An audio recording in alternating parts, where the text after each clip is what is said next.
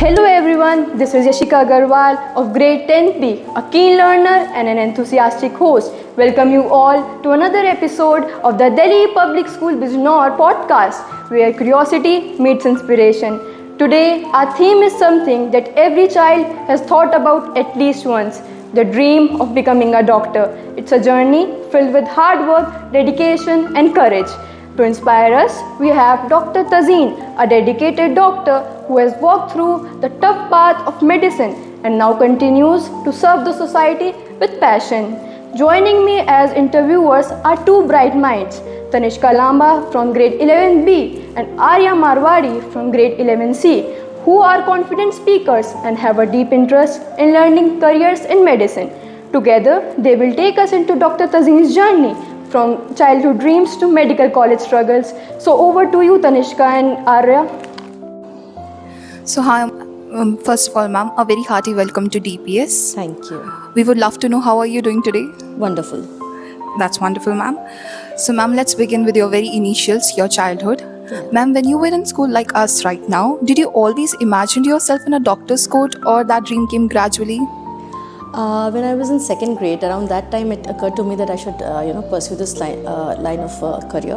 My father is a doctor, he's a surgeon, and whatever he did intrigued me a lot, and I guess that's when it all started. That's fascinating. We often wonder if toppers are made or born. Like, I would like to ask you, were you also like among the top students in your class, or did you also face struggle as we all do? I did face a lot of struggle, and if you talk about being a topper, you have to learn to handle failures first. You have to fail many times before you actually learn to succeed. So I wouldn't say I was a topper throughout, but yeah, when towards the 7th, 8th or the higher grades, one has to become streamlined, and once you become streamlined, getting a good grade is but natural. So it's not about always being a topper, it's about doing things in a very strategic manner, and properly the success will follow you anyway. We should be a learner, I guess. Okay, ma'am, so we would love to know about that one small childhood incident, maybe some teacher's word or your personal experience that motivated you. I had a wonderful teacher, if I wish she would hear me right now, Miss Kalyani, when I was in 5th grade. And she always motivated us, saying, children, you should do something in life that would make a change in the world. And we are all born with a reason. God has sent us here. We are here for a reason, and that is something we must find. It may be in a career, it may be in your personal life, it may be wherever you go. That's wonderful, ma'am. Ma'am, once you decided to pursue medicine, like how did you prepare yourself during the school days? Did you have a fixed study routine or something unique that actually worked for you? See, bacha, you, all of you out there, whatever branch you want to pursue, especially a branch like medicine, first of all, the preparation is tedious, and then getting through the medical school is tedious, and then the life later. You're supposed to be self-disciplined. If you can teach yourself that okay, now this much of portion has to be completed, these many days are there, these many times have to be done, and we all lag somewhere or the other. So wherever we are lagging, keep practicing that part. Whatever is your strength, keep it, make it your strength, and practice more on the side where it is lagging. And keep on doing it. Jisko we call in Hindi na nirantar prayas. You have to keep on doing that. That's it. That's really motivating for us, ma'am. Ma'am, we as a student are surrounded by so many distractions like mobile phones, social media, peer pressure. Ma'am, what were your distractions and how did you keep yourself focused during that? See, in our days, social media was not so much of an issue as it is for you children, I can understand. For us, it was more about infrastructure. It was more about getting from one place to the other. Not everything was available online. We had to take buses, we had to take rickshaws and scooters and all the study material that you people have online or can be printed at home. We had to go around fetching it maybe from the seniors or going about to the bookshops. Sometimes we had to rummage through the sources in the bookstore ourselves, because probably even the shopkeeper wouldn't know where to look for it. But because we had to find all these things, get the material together, so those were the struggles in our days. Of course, distractions have always been there, and it was different then, it is different now. You have to handle it differently now. So again, I'll say self-discipline is going to help you guys. That's Wonderful, ma'am. Like, ma'am, now we see online students are literally studying for 10 hours a day or 12 hours a day. So, how many hours did you actually study? First of all, remember how many hours of sleep you need to get. Because if you do not sleep for 8 hours, you're not going to assimilate whatever you've studied in the daytime. So first, number one point is that. Number two, unless and until your exams are just tomorrow, day after, or after 2 or 3 days, you need to work out, play, or have some sort of recreation, physical recreation, not on the tablet or on a mobile or all these things. Physical recreation in the form of maybe swimming, jogging, badminton, whatever appeals to you, whatever is available to you. Physical workout is very important. A good, healthy mind can only stay in a good body. Right? And then comes your studies. And when you're studying, you simply study. And I'm not a very big advocate of studying digitally. Try to study from a notebook, textbook, more of a pen and paper approach. But I guess it's going to fade away eventually with you guys having so much to do on the media. So that's an advice coming from our doctor. Ma'am, while preparing, what role did your family play? As in, while preparing, a family can either be a push or a pull for you. So did they motivated you, or was a need for you to prove yourself to them? It was more kind of like a need to prove to them, because my father being already a larger than life figure. But my family wasn't around when I was preparing, because I was in a hostel. And at that time my parents were living abroad. So it was mostly myself, but my friends, and we had a very healthy circle of friends. We all motivated each other. We never competed in a negative manner. We always helped around with each other, shared notes, motivated each other, had fun, loads of fun, because fun is very important. You need to laugh around the times when you're sad. So we should choose our friend circle wisely then. Definitely, that is one mantra all of you should follow. That's great, ma'am. Ma'am, before we go into the details, can you please tell from which college did you did your Yeah, MBBS? I did both my MBBS and my MD Pulmonology from AMU, Aligarh, and my fellowship is from HIMS, that is Jolly Grants. And what was the duration of each courses? Medical science, MBBS, 4.5 years, then 1 year of internship, and then 3 years of post-graduation. And after that, I started practicing. And then I went for different training in India and abroad, but that didn't take up much time, maybe for 15 days or 10 days at a stretch. I think that fulfilled the biggest curiosity of our listeners. Ma'am, as we all know that medical education is so tough. And what was your first day like? Were you excited, nervous? And what about your senior-junior interaction? I was excited. Least did I know that's going to be such a horrendous run. But anyway, it was good. And the seniors matter a lot. And in medical science, in medical college, seniors help you thoroughly. Always, respect them. In our days, we used to have a sort ragging was banned then also, and but a sort of introduction kind of a thing was there where the seniors did rag us in a manner. But eventually, when the period ended of 1 month or 2 months, we were such good friends, and the more difficult time they gave us in the beginning, the better they were to us, and that helped us a lot. Getting through in life now is much easier because that happened to us then. So you just need to give time and be adaptable to that. sure, definitely. Nowadays, we know that entering into a medical college is like everybody's dream, but the reality is different. So, what were your biggest challenges, like emotional struggle, academics, or pressure? All of them, right? But always remember, like in a pressure cooker, there's always a safety valve, right? So everything, it was very challenging, the study hours, the difficulty with the questions, maybe struggling, maybe thinking I'm not gonna make it, maybe somebody else is doing better. You tend to lose sleep over it. But ultimately remember one thing: nothing is more important than you. You are very important to your parents. Okay, your well-being, your happiness, and just you are the most important thing. The rest will pursue. Just have faith in yourself. Remain calm. Don't let the storm take you, uproot you. Okay. That's so much of positive motivation. Ma'am, as a student, we all face sleepless nights, tiring practical sessions. So how did you manage your stress and avoid burnouts? We, all our friends, we had this routine of catching a movie every Sunday. So that was one thing. We would eat out. We would make sure we eat out. And even in those days when somebody lacked the pocket money, somebody else would pay, but then it was lovely.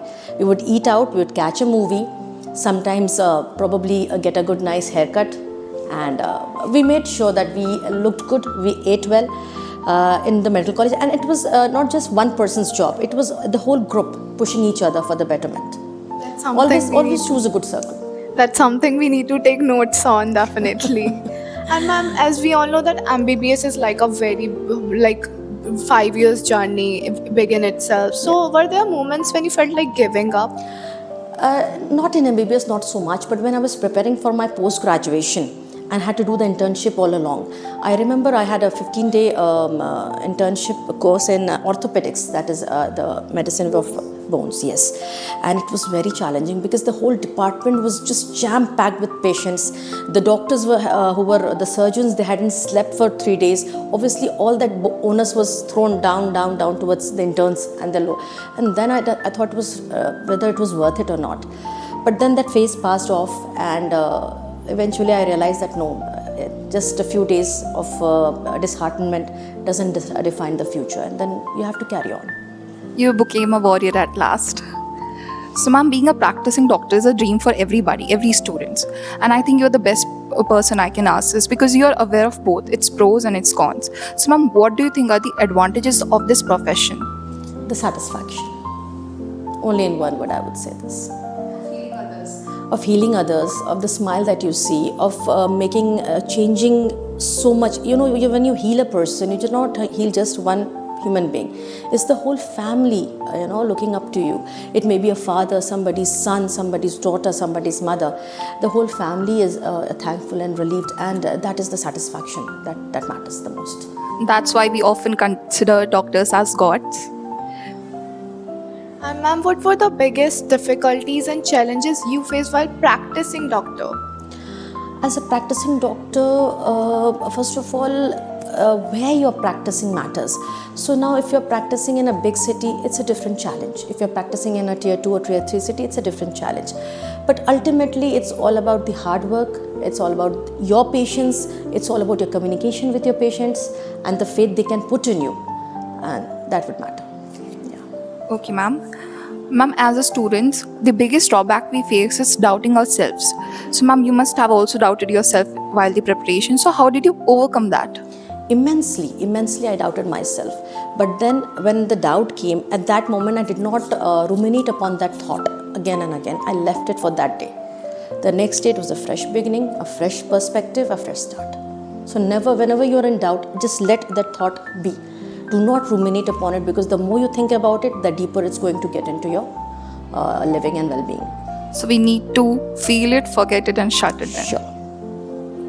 And ma'am, as we all know, you are a working woman now. So you must have different challenges in your life now. So can you please explain that, and how do you manage all of that? You have to be organized. And at every step you have to be organized. Your home has to be organized, your children have to be organized, yourself, and in all the whole run you cannot forget yourself. So you have to organize yourself, love and pamper yourself, and then get about with the rest of the things. That seems to be a big advice for our viewers. Ma'am, now we would like to ask, ma'am, we as a middle class students right now, we all know that medical education and setting up a clinic requires a very high investment. And I would like to ask that how can we overcome these financial struggles? Financial struggles depends what sort of a practice you want to pursue. Now, the thing is that corporate world has come around. A lot of easy loans are available for setting up medical practices.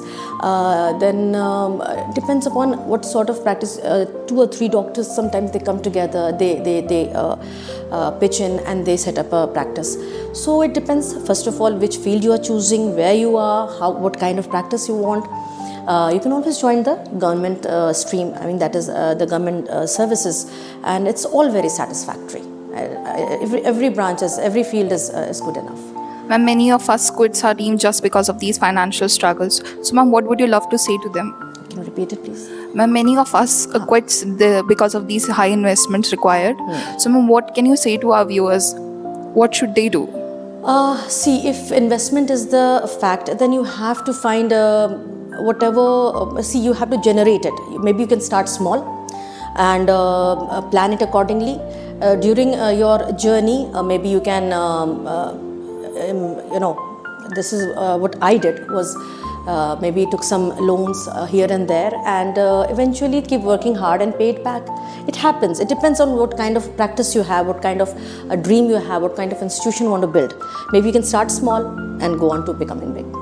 Viewer definitely needs to consider ma'am's advice. And ma'am, like nowadays we know there are so many fields in medical. So how can a student decide which one is for them and which one should they opt for and It's everything? up to your interest and your aptitude, dear. Some people are born to be doctors, some people are born to be surgeons, some are born to be dentists, some are born to be good physicians, some are born to be good teachers in medical college. So it's up to your aptitude, what you want to do, what kind of life you want to live. Ma'am, being a renowned doctor right now, when you look at the future, what do you think would be the most needed specialization in India and globally? Yeah, I would talk about minimally invasive surgery, cosmetology, because everybody wants to look good these days. The healing branches where well-being is important, and then we can talk about AI, where AI is being used, and then of course nuclear medicine. So all these things are going to be the upcoming branch, and oncology, of course, the branch dealing with cancers. So these are going to be that is a global challenge right now. So doctors dealing with these branches will be required the most. Ma'am, nowadays we are aware about the robotic surgeries that is coming. Ma'am, what do you think? It is a boon or a curse? It's a boon. It's a boon. Definitely, it's a boon. We get to a lot of work done in little amount of time. The surgeries are more, you can say, less tedious for the patient. They have less pain, easier recovery.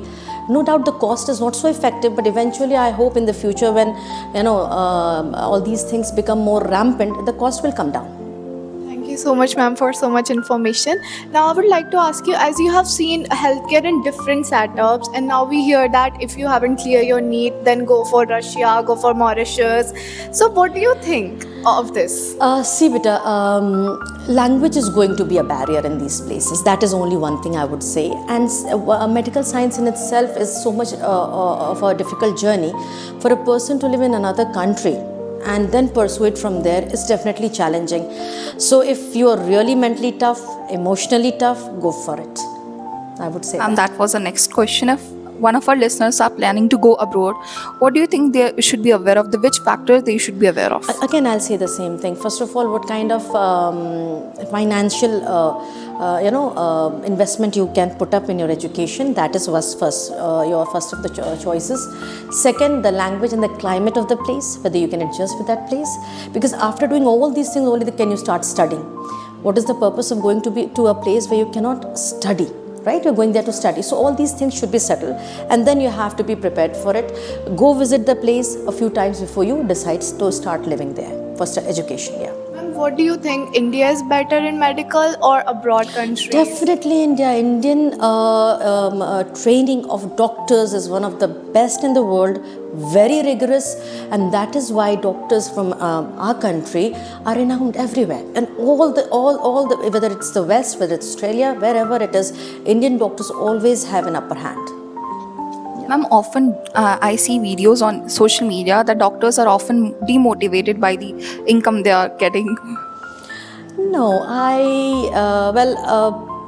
if you talk about the investment they have initially into their education, and then when they start earning, for some people it's a mismatch maybe, because they might have imagined to earn a certain amount of money, but if the purpose is to make money, then this is not the field you should be choosing. Money will follow you definitely if you are a good doctor, but satisfaction is something if you are seeking, go for it. If you want to make money, be an entrepreneur. Ma'am, but do you think the amount of pressure you guys are handling, is it fair for you?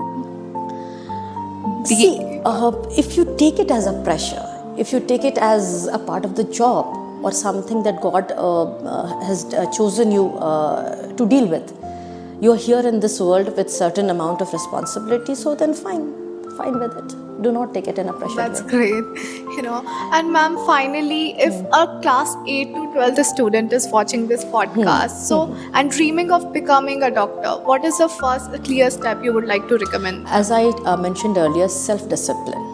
Please be self-disciplined, because right from your 8th grade, you should remember one thing. First of all, be very clear that you want to be a doctor. Only then choose PCB. That is the thing. From 8th grade. If you are not sure, thinking, okay, fine, I'll decide in 12th grade or 11th grade, don't do it. And then if you've decided to be one, then in 8th grade itself, remember that your fundas of all your physics, chemistry, biology has to be very, very, very clear in your brain, right? Your maths has to be good. It's a myth that maths is not so important in a bio stream, because when your maths is strong, that's when your physics is strong. So this is very important. Always remember, student of medical field background will make it to the school only when his or her physics is strong. It's not the biology that gets you through, it's the physics that gets you through. Because biology is the same. I mean, everybody has, ultimately the same amount or same numbers are scored by almost all the students. But it's the physics that makes you through. Our guest has busted a very crucial myth, I guess. So, ma'am, what is the one mistake that everybody should avoid during their journey? Self-doubt. Self-doubt. Just get rid of it. Believe in yourself. And always remember, you're important to your parents, and not just one exam is going to define you at all. There are ample of things to be done, especially nowadays. You children are blessed with having a different form of medical selection. In our days, it was very strict. Either this or none at all. Now you have got an option of, okay, the top colleges, then the middle colleges, then the lower rank colleges, and something or the other will come out of the hard work. In our days, it was little difficult, but nonetheless, keep working hard. Our viewers, if you want to become a doctor, then definitely follow ma'am's advice. And ma'am, last question from my side, and a very interesting question. If you weren't a doctor today, what would you have been? I would have definitely been a journalist. That's what I wanted to do. I still would love to change my shoes and walk into one, but anyway, I'm too deep into this work now. Wow, ma'am, that's lovely. And lastly, ma'am, can you please share one success mantra for all? Take enough sleep, get enough sleep, drink enough water, eat healthy, believe in yourself, and life is big, wonderful, beautiful place to be. And the world is a wonderful place to be. Just becoming a doctor is a part of your life. It doesn't define you. What defines you is who you are. And if you become one, great. If not, yet you are a wonderful person, very, very valuable to your family. Love yourself. Thank you so much, ma'am. We are so much grateful to have you today on our podcast series. Thank you. For sharing your inspiring story from childhood dreams to medical college struggles. And a big thanks to our young interviewers Tanishka Lamba and Arya Marwadi for asking the questions that our viewers wanted to know. And to all our viewers, if you found today's podcast helpful, then don't forget to subscribe to Delhi Public School Bijnor's podcast series to know more about the people who turned their dreams into reality. Until then, keep working hard, and one day you could be in the doctor's seat. Thank you.